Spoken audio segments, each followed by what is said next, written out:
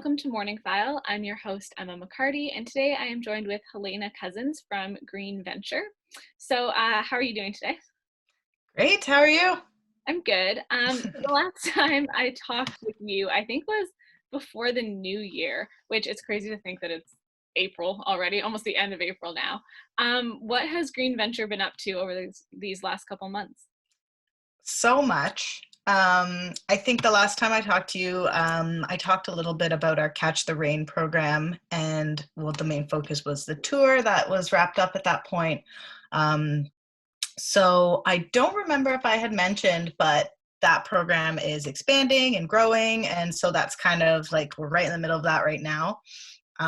Catch the Rain was focused in Dundas, and just to recap, this is our like homeowner-based green infrastructure program. So, helping homeowners, install things like rain gardens, rain barrels, bioswales, whatever best suits their needs and their property.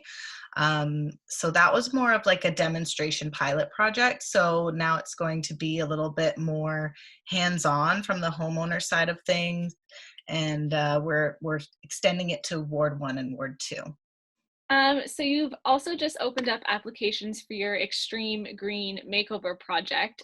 What is an Extreme Green Makeover? Yeah, so that's part of the Naturehoods program. They will serve to act as community demonstrations. So we're looking for public sites that will have kind of a similar thing that you can do on your property. These ones are fully supported by us. Right now, yes, we have an application form open on our website, and we're hoping to do 2 this season, one in Ward 13, one in Ward 1. So we want to just demonstrate at least 2 different types of green infrastructure, places where there's lots of people and a community, to maintain it.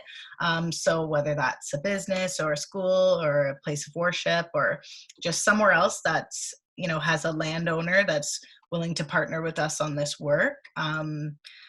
Yeah, that's what we're looking for. There's more details on the website and on the application form. It's pretty simple, but there's just room for you to put in all the details about your space. So if anybody has a space in mind, definitely, contact who owns that land and say like, you should apply for this, or can we apply on your behalf, and you can get their written consent.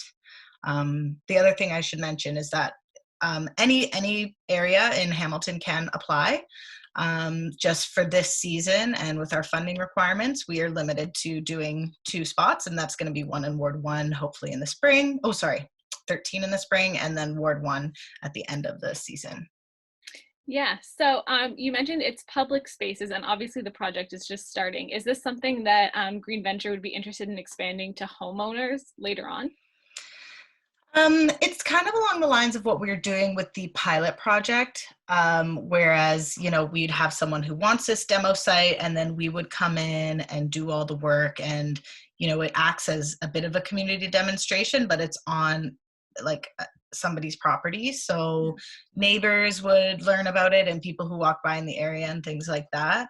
But now where we're going with that program, we want to be able to help out more people, and we want Hamiltonians to have the interest and the skills and the resources to do it themselves. Mhm. So how it's going to look now is we've already done a couple of the community briefings, just to talk about the program, but the next steps are the design workshops. So if you're interested in the rebate, you can attend one of these design workshops where you'll learn, you'll talk to our rain coach about the things you can do on your property. You can come with a little sketch of your yard, and it's going to be virtual. Of course, we would love to do it in person. It's a lot easier that way, but Zoom has come a long way. We can do breakout rooms, so you'll have the opportunity to talk to a few different Green Venture staff and our rain coach as well. So yeah, you'll learn there, and then we'll kind of walk you through the steps of how to unlock the rebate. So we're offering at this stage in the program up to $500 towards eligible materials, and more details can be found on the website about that. Yeah, that's awesome. So you mentioned one virtual Zoom project that you're doing, what other types of things have you guys been doing over Zoom? Well, I'm sure everything, but Yeah, I'm like staff meetings. What else have we been doing over Zoom? Well, right now it's Earth Week. We are doing a cleanup. We obviously ran into some hiccups. It's a bit difficult. A lot of cleanups have been put off right now, but there are still, like, we did a training workshop last week for anyone who wants to partake, and we've been doing contactless pickup for waste kits. So people can still take part in that on their own with their household. So there's just a little more restrictions in place, and obviously it's not like a big huge community event, but everybody just doing it on their own.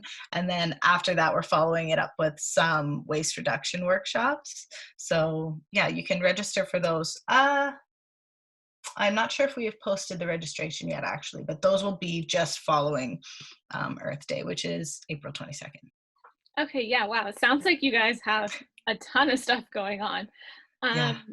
Do you guys, so obviously everything's up in the air and unknown right now. Do you guys have any plans or any thoughts of doing in-person activities later in the year?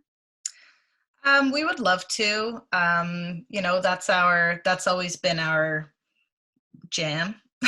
Yeah. We do lots of in-person engagement, so it's really, the virtual stuff is a big learning curve for us, and it's definitely done a bit of damage to our normal level of engagement. But as soon as we can, we now have the resources to do it safely. So hopefully things get better and we're in the place to do that.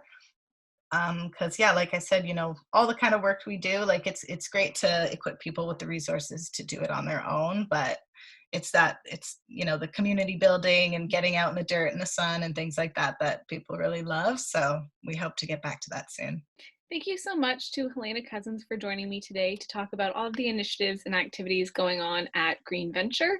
To learn more about what's happening at Green Venture, you can click the link below. As always, for more content like this, you can visit cfmu.ca/videos.